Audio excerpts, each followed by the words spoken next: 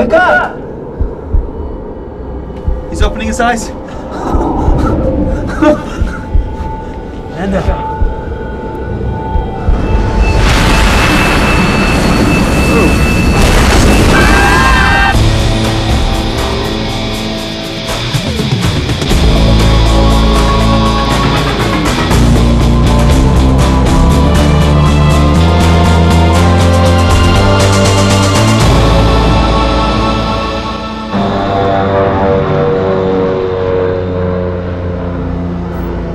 On the 13th of October 1972, a Uruguayan rugby team is traveling from Montevideo to Santiago in Chile for a tournament.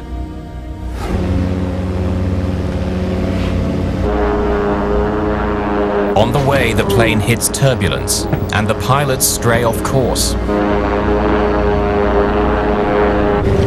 This is your captain speaking. Please fasten your seatbelts.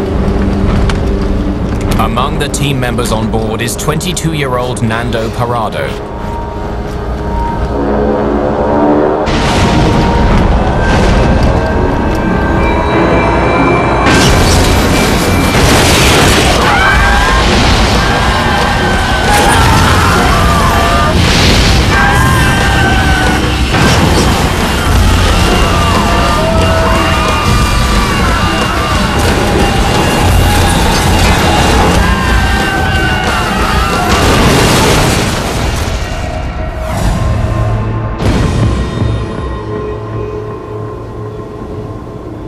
Thirty-two of the 45 passengers and crew survived the crash.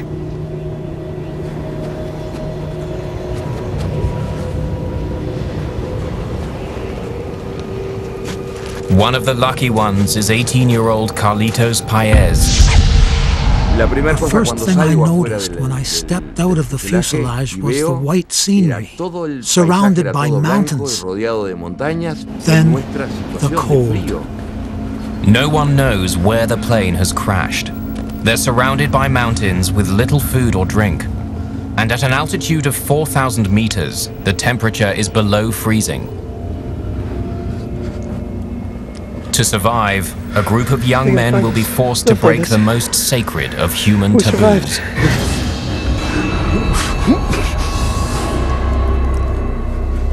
It will become one of the most remarkable and terrifying survival stories of the 20th century.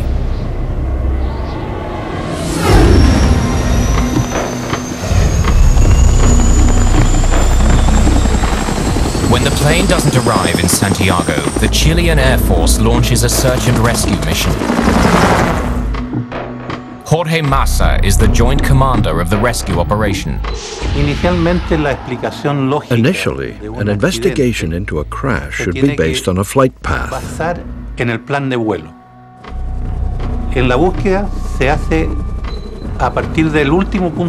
The search begins at the last known point and works backward from there.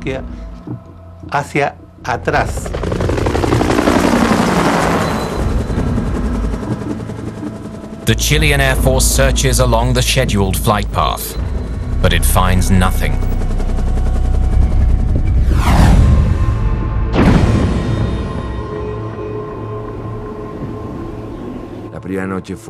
The first night was horrible. People screaming, people dying, the cold, very brutal cold. For many of us, it was the first time we had seen a dead person. By the next day, 4 more people have died. Among them is co-pilot Dante Laguirara. There are now 28 passengers still alive.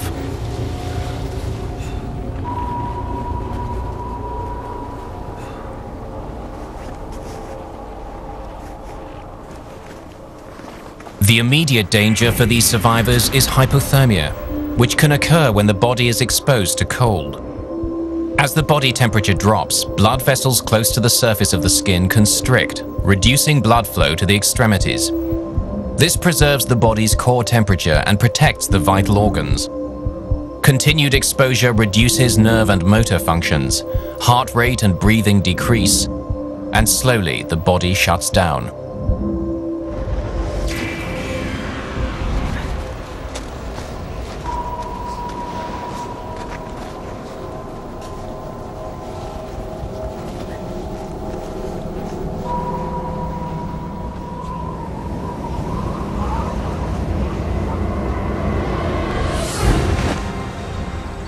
Carlito's father is the first family member to arrive at the rescue headquarters in Chile.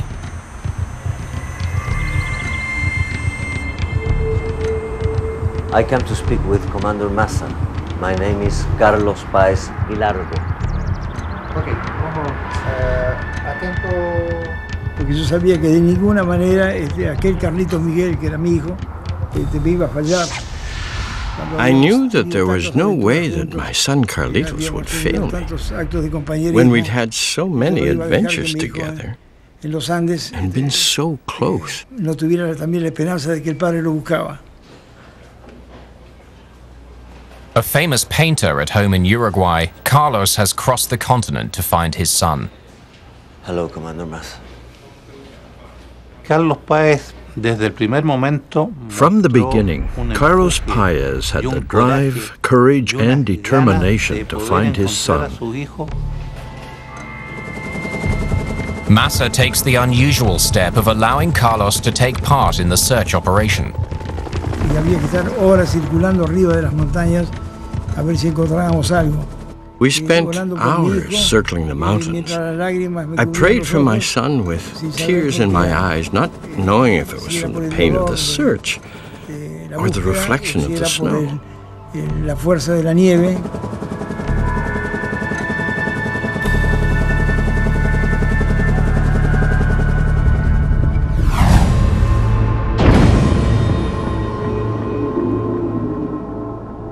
After 3 days on the mountain, the 28 survivors are growing weak from hunger.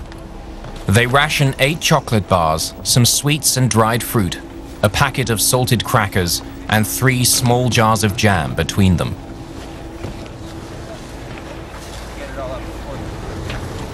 The plane? Oh my God! Down here! Down here! Down here! The wind dip! It's a signal! There's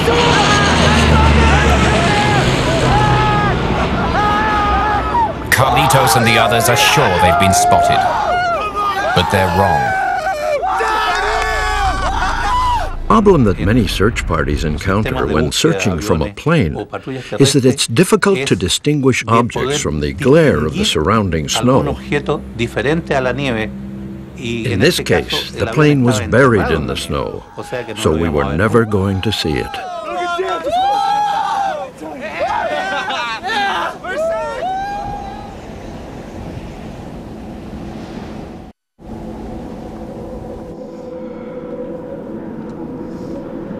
Nando Parado has been unconscious with a broken skull since the crash, but on the 3rd day, he wakes up. Where's my mom? Also on board the doomed flight were Nando's mother and younger sister, Susie. Where's my mom?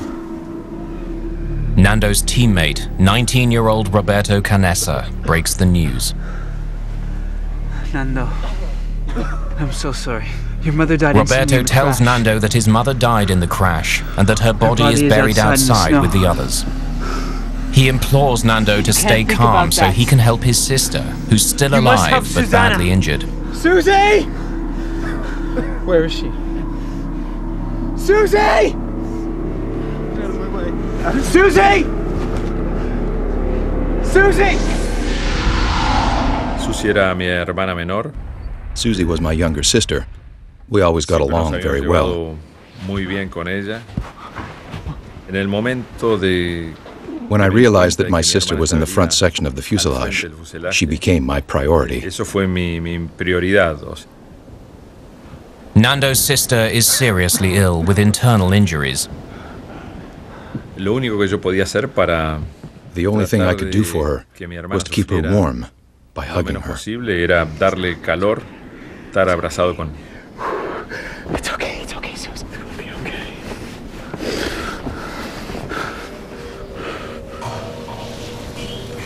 The boys scavenge through the wreckage of the plane, searching for anything that might help keep them alive.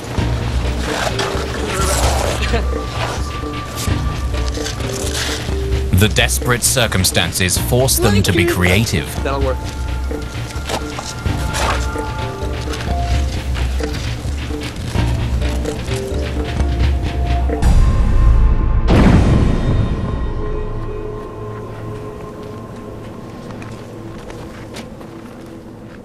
Although surrounded by snow, Nando and the others are suffering from dehydration. The thirst at that altitude is exactly the same as the one you can feel in the middle of the desert, in the Sahara. You dehydrate a lot faster than at sea level. Dehydration happens when a person's breathing rate increases. To get sufficient oxygen from the thin atmosphere, Nando needs to breathe more quickly, and that expends more moisture than normal.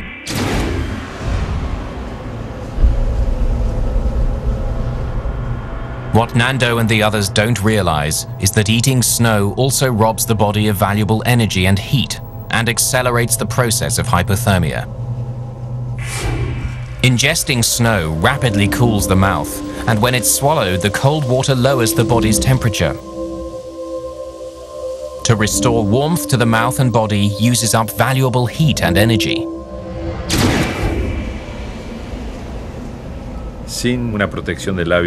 With no protection from the cold and wind, your lips start to break and bleed. And if you put snow in your mouth, it hurts a lot. It was a double torture, the thirst plus the pain of putting snow on your destroyed lips. But there was no other way. Carlitos tries to melt snow by shaking it, but this burns precious energy and proves exhausting. The solution came about when someone discovered a way to make water, drop by drop. The survivors discover that every seat back contains an aluminium sheet. They fold the metal sheets to create a makeshift funnel.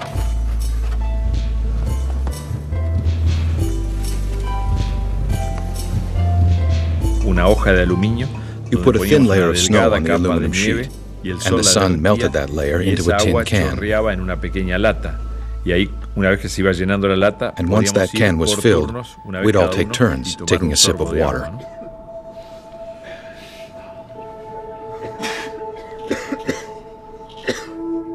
Despite severe rationing, they're running out of food, and starvation is making everyone weak.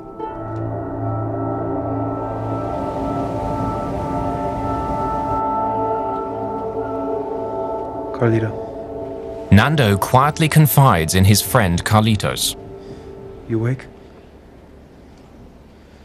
Yeah. I'm gonna climb up the mountain. Nando has become obsessed with the idea of walking out of the mountains to freedom. But Carlitos doesn't take him seriously and insists that Nando is too weak from hunger even to think about it. We have to eat something or we're gonna die.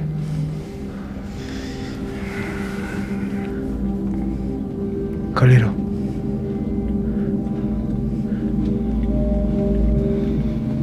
I'm gonna cut meat off one of the pilots. Their hunger has forced the survivors to think about cannibalism. Some of them have even mentioned it out loud. But the idea is still so alien and so forbidden that no one's yet prepared to act on it.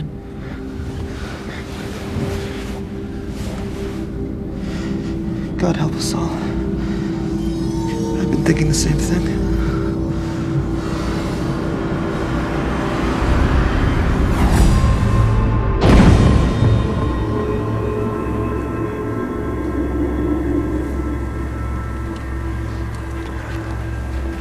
No, it doesn't matter. Well, we need to get the battery out of the back of the plane. After 5 days, there's still no sign of rescue. Hey. Using snowshoes made of strapping and seat cushions, Roberto, Carlitos, and 2 friends now plan a trek up the mountain in search of the plane's missing tail. Nuestra obsesión era encontrar la cola del avión, porque en la cola del avión estaba no solamente todo el equipaje, because that's where all the luggage was, and also the batteries to power the plane's radio, que nos daban la posibilidad de juntarlo al radiotransmisor. Be careful, all right? We will. We'll be back before you know it. If they can find the tail, the boys hope to bring back the plane's battery, which they can use to power up the cockpit radio and send a distress call.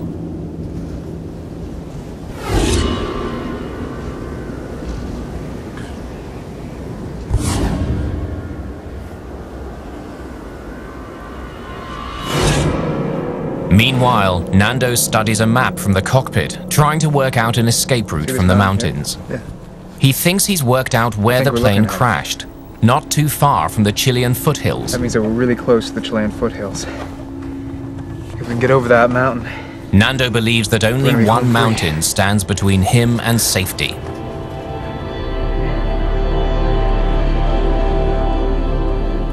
We thought we were very close to Chile. Chile was to the west, and if we climbed that mountain, we would be saved. After trekking for hours, Carlitos and the boys return to the safety of the fuselage.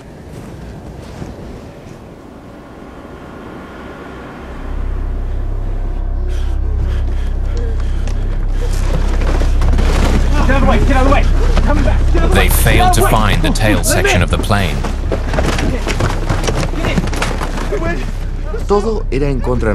Everything was against us. We were walking in snow waist deep, struggling because of the lack of oxygen and because we were so weak, and the cold.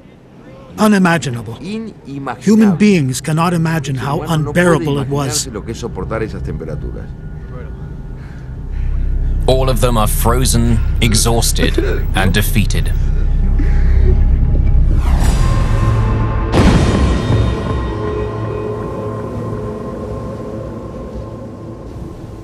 For Nando Parrado, day 8 is devastating. After a painful struggle, his sister Susie dies. The only thing that comforted me was that she died peacefully in my arms, and she wasn't alone. After my sister died, I felt a change, a very important change. There was an inner voice that was instinct or heart or will, I don't know how to describe it, that told me I have to go on. You have to move forward. You cannot cry. You can't destroy yourself morally or emotionally. You have to fight to survive.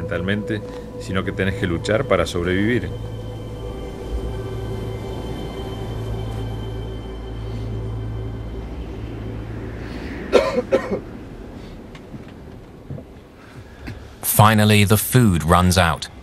The last thing I ate was a peanut covered in chocolate. I made it last for 3 days. The survivors are slowly starving to death. Since the crash, Nando's body has tapped into the limited energy reserves stored in his liver. To keep him alive, his body is feeding off itself by breaking down fat deposits and muscle tissue into protein and energy. As his fat and muscle tissue are depleted, his body will become increasingly weak, and vital organs such as the kidneys, lungs, and heart will eventually fail. Unless Nando can find a new source of protein and energy, he and the rest of the survivors will die. We tried everything that we could possibly eat. Pieces of leather, pieces of shoes, pieces of wood, even hair gel, but there was nothing.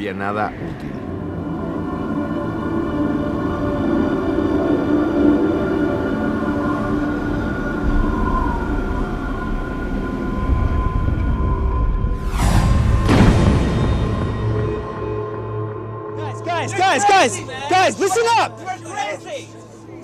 Listen up! Roberto Canessa, a medical student and respected leader, is the first one to broach the taboo subject. We are starving. His message is blunt and urgent. They're all dying of starvation. Their only hope is protein, and there's only one way to get it. Soon, we will die. And the only protein here is in the bodies of our friends. If you want to see your families again, then this is what we must do. Roberto Canessa was very important because he was a medical student, and he said, if we want to survive, we have to do it. And you have to be in that place, at that moment, in that position, with that fear, that feeling of abandonment, to understand that decision.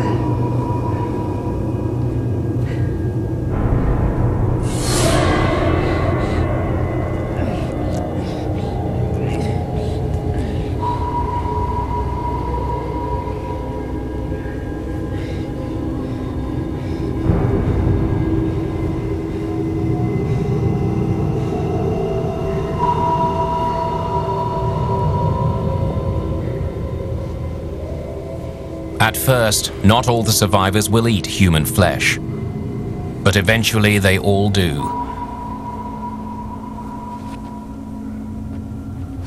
The flesh provides enough protein to keep them alive.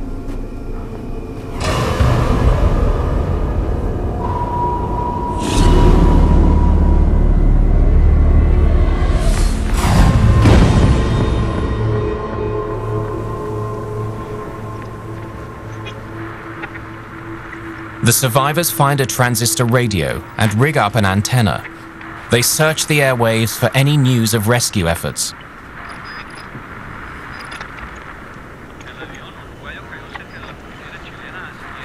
They're stunned to hear that they've been given up for dead and the search has been called off.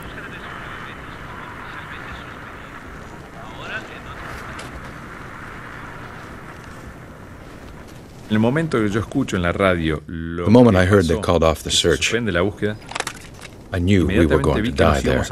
No food, no water, no rescue. We were trapped. And I told myself, rather than dying slowly here, I would prefer to die fighting.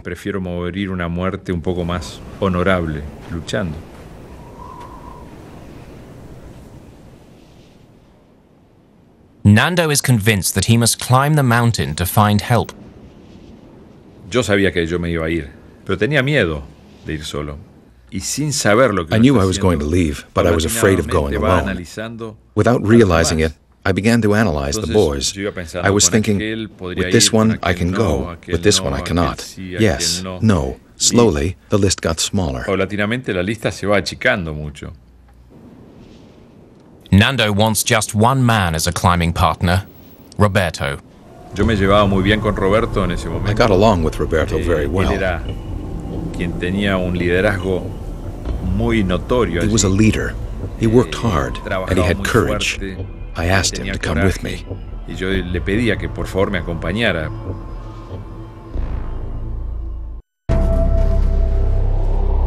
Although the official search has been called off, Carlos Paez refuses to give up his personal quest to find his son Carlitos. He travels from village to village, asking everyone he meets if they've seen any signs of a plane crash. Señor.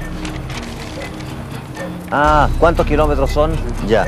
1,5 kilómetros, me dijo. Claro, hay una baja grande que hay ahí y toma para ese lado, para la derecha. Cuando guste, señor. Muchas gracias. His search makes him a legend in the region. And that's where we started hearing, there goes that crazy old man who's still looking for his son that's lost in the mountains.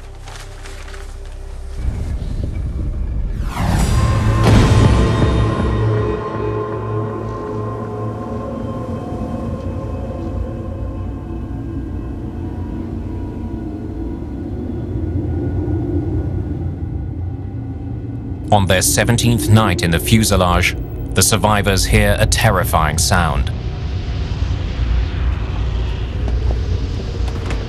An avalanche has started down the mountain.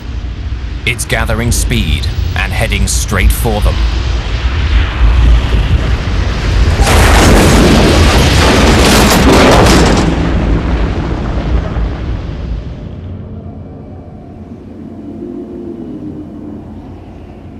The avalanche buries most of the 27 survivors, including Nando Parrado.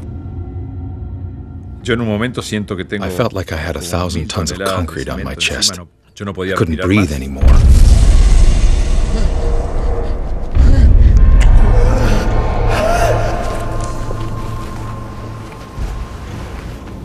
Eight people die in the avalanche, including 25-year-old Marcelo Perez, the team's captain and leader.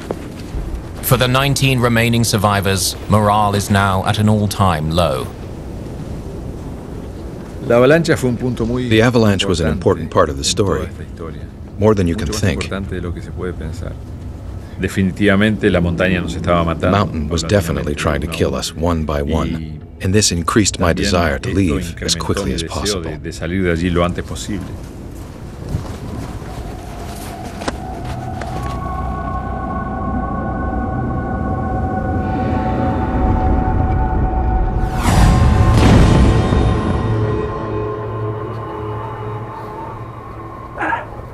By day 43, only 17 survivors remain.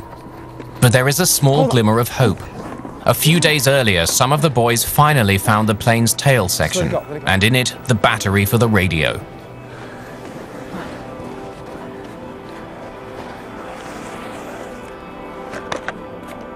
Nando, Roberto, and 2 others now return to the tail with the radio and its transmitter. They hope to be able to fix the radio and send out a distress call. All right. Wiring the radio, transmitter, and battery together is extremely complicated, and it will be days before they determine the right connections. Meanwhile, in their continual search for warmth, Nando and his friend Antonio discover a valuable commodity: pieces of insulation.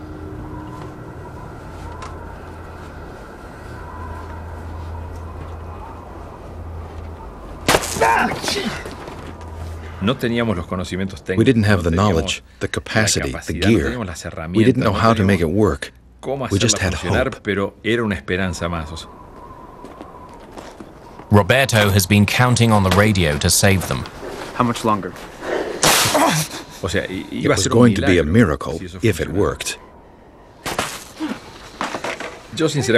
I sincerely think that in the end, nobody expected that radio to work. Their attempt to make contact with the outside world has failed. Nando and Roberto know that death is now inevitable unless they attempt the impossible: scale the mountain that stands between them and safety.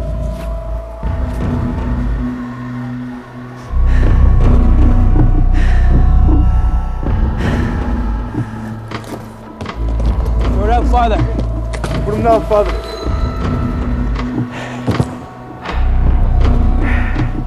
Hey guys! Wait up! They build a giant cross next to the tail section as a sign to any rescue planes.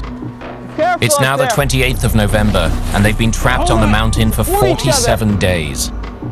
Nando plans his escape. I had chosen December 12th to leave, because if you do not choose a date, you stay and stay. I told Roberto, we have to leave, because if we wait too long, we will become too weak to escape from here.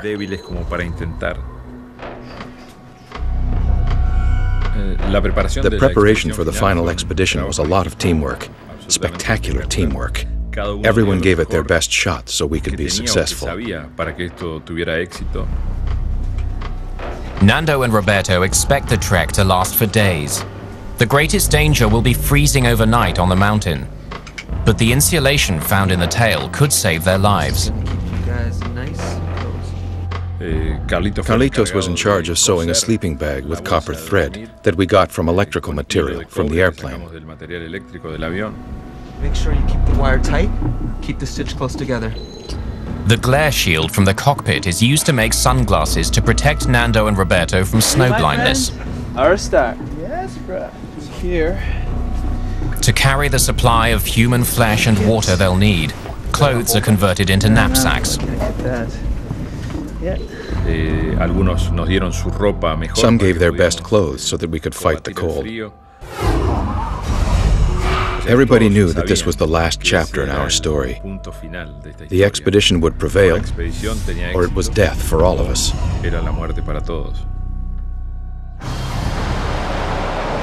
In village after village, Carlos posts a cash reward for any news about a crash site and the whereabouts of his son Carlitos. Estoy tratando de encontrar información sobre el avión que se perdió. Se los pasan a su papá.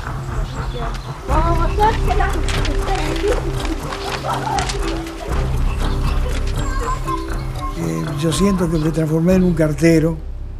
I felt like a postman, bringing news from place to place. I knew that the more people that were worried about the lost plane, the sooner we would find it. Me tiene en la mente de que existía ese avión perdido, y más pronto lo íbamos a encontrar.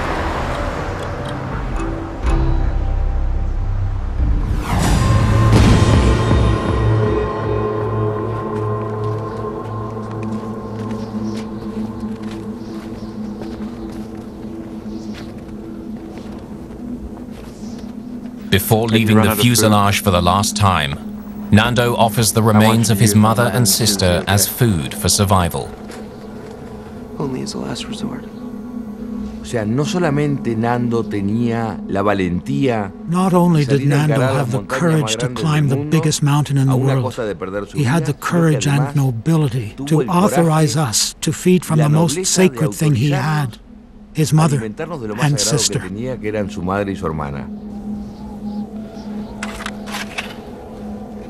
Nando, let's go! Yo pensaba para mí adentro. I thought to myself that Carlitos doesn't know how scared I am, or that I don't know where I'm going.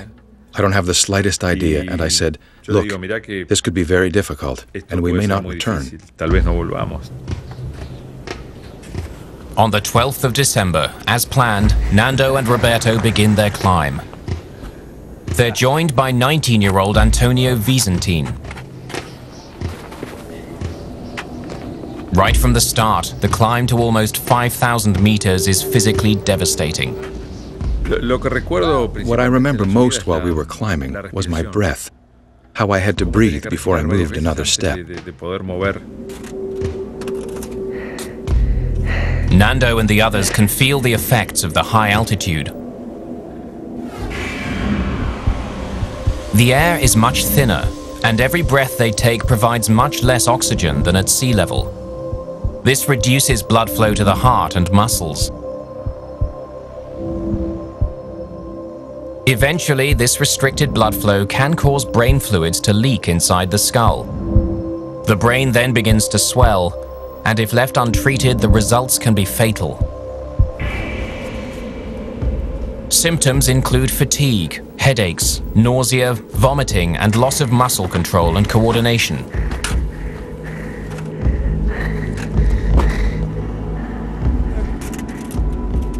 You close your mind to everything that is not of that moment. I was totally concentrating on the next step, where I was going to put my feet, my hand. My whole life was planning the next 10 or 15 meters, and then the next 10.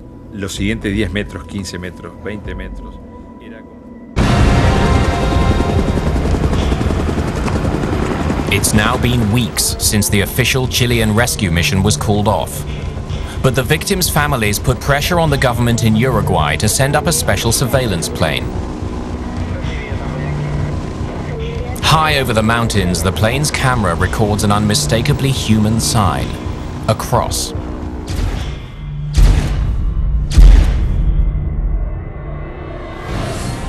The photos are developed at the Chilean Air Force Base. Jorge Massa and Carlos Paez examine them.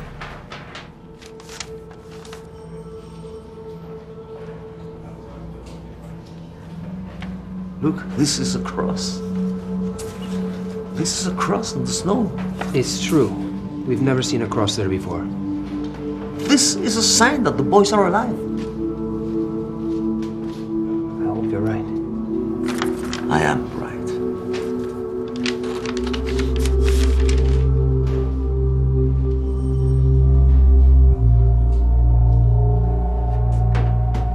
But the next day, Commander Massa receives some new and disappointing information about the origin of the cross.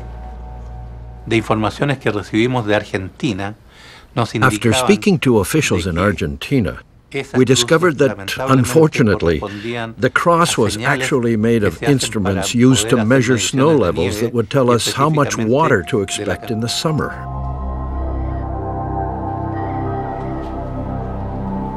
The cross in the photos is not the one constructed by the missing boys.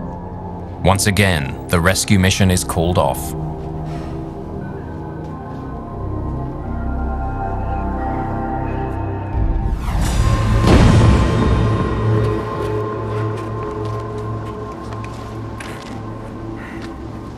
We thought we were going to climb the mountain in one day, and then see the valleys of Chile, or the lights of a city. But it wasn't what we thought. It was much bigger and much more difficult.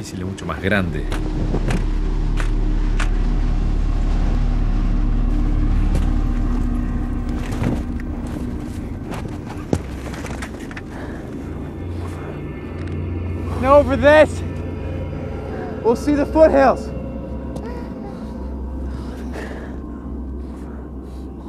For 2 months, Nando and Roberto have believed that if they can get over the mountain, they'll descend into the green valleys of the Chilean foothills.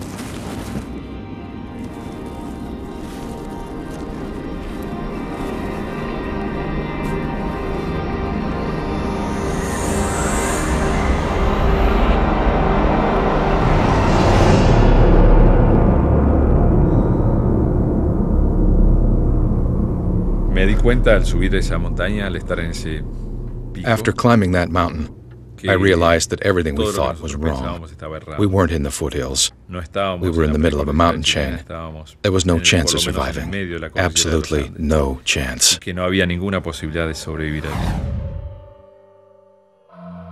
boys believe the crash site is in Chile, on the western edge of the mountain chain. But in fact, they're trapped in the middle of the Andes, east of Chile, in Argentina. It was the most decisive moment of my life. I accepted that I was going to die in those mountains. I was not going to return to that plane. But dying up here seemed useless. After 3 days of difficult climbing, they're demoralized, broken, and exhausted. But Nando and Roberto resolve to forge on. They've already sent Antonio back to the fuselage, allowing them to add his third of the food rations to their own.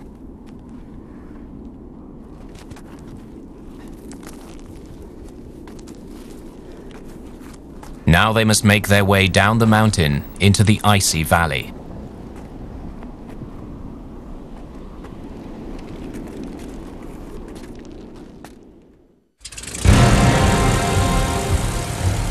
Carlos Paez has not given up his search, despite the fact that his son Carlitos has been missing for over 60 days. Carlos rents his own plane to scour the mountains.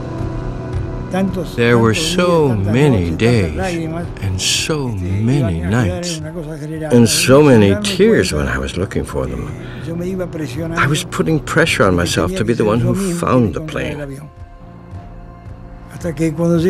With Christmas arriving, it was dramatic, because I had to return to Uruguay without Carlitos.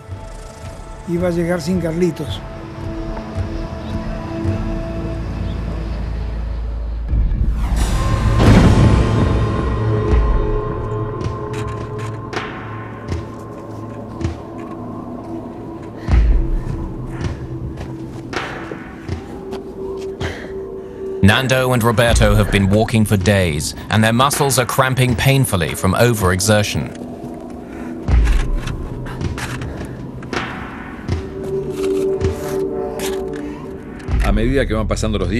As the days went by, we started to feel weaker, mentally and physically.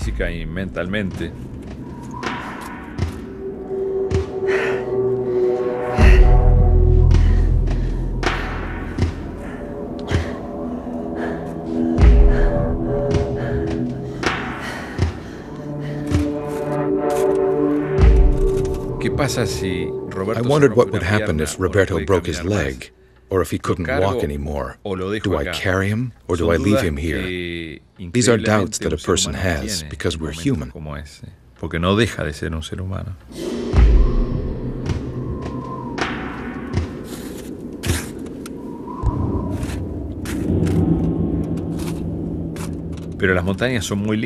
mountains are beautiful. They're majestic. They rule in that place. They don't want humans there. When one is dying in those mountains, they transform into a truly horrible monster.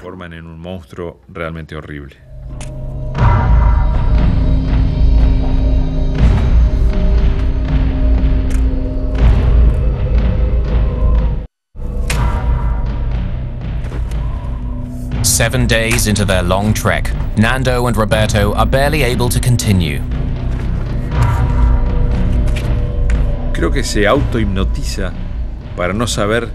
I think I was hypnotized. You don't realize how hard what you're doing is. If I had stopped to think, I would have died.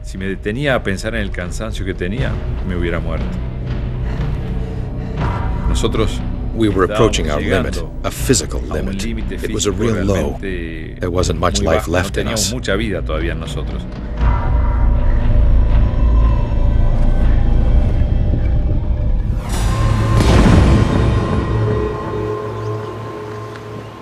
It's been 9 days since Nando and Roberto left the crash site.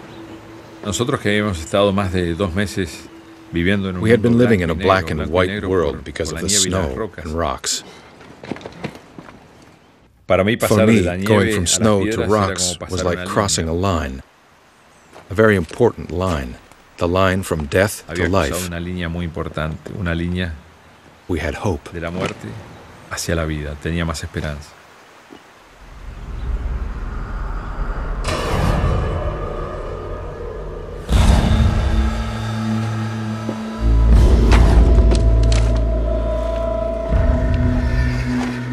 Nando.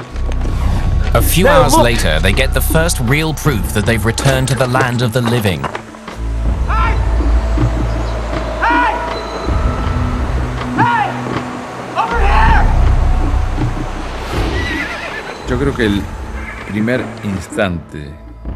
The first moment I realized that I might survive was when the man stopped his horse to look at us. And I said, "This is the first contact with civilization. He will save us."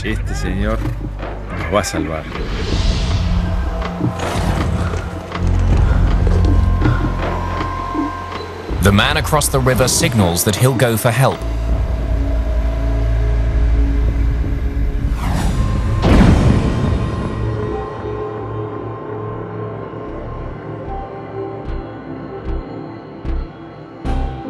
The next day, a group of horsemen carry Nando and Roberto to a local village. They get to savor their first real food in 70 days.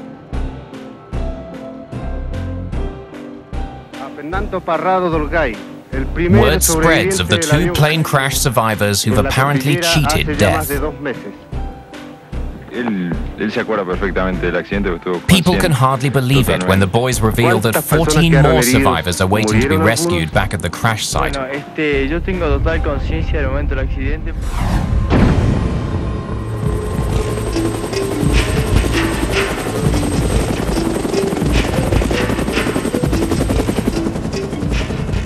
The Chilean Air Rescue Service dispatches helicopters to rescue the remaining survivors.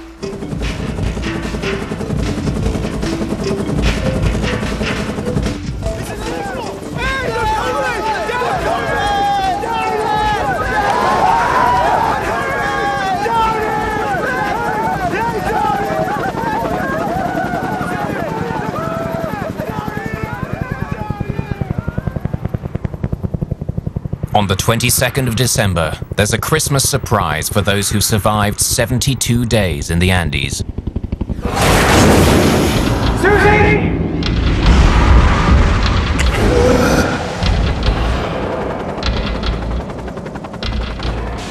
Carlos Paez is told that his son Carlitos is among the survivors.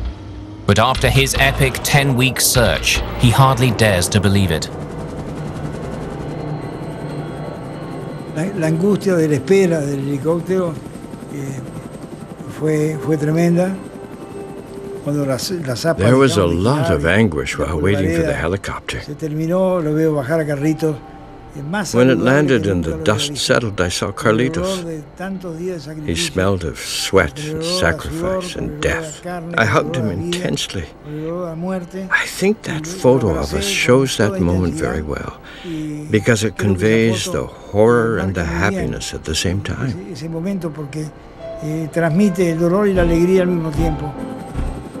Their reunion would probably never have happened were it not for Nando's determination to find an escape route out of the Andes. As Carlitos exits the helicopter, he embraces Nando. I wanted to thank Nando in some way for what he had done. I hugged him. We fell to the ground. For the first time, I felt warm. Only 16 of the 45 survived, huddled in a battered fuselage, weak with hunger and numb with cold for 72 days. Their tale is a true testament to the strength of the human will and one of the greatest survival stories of the 20th century.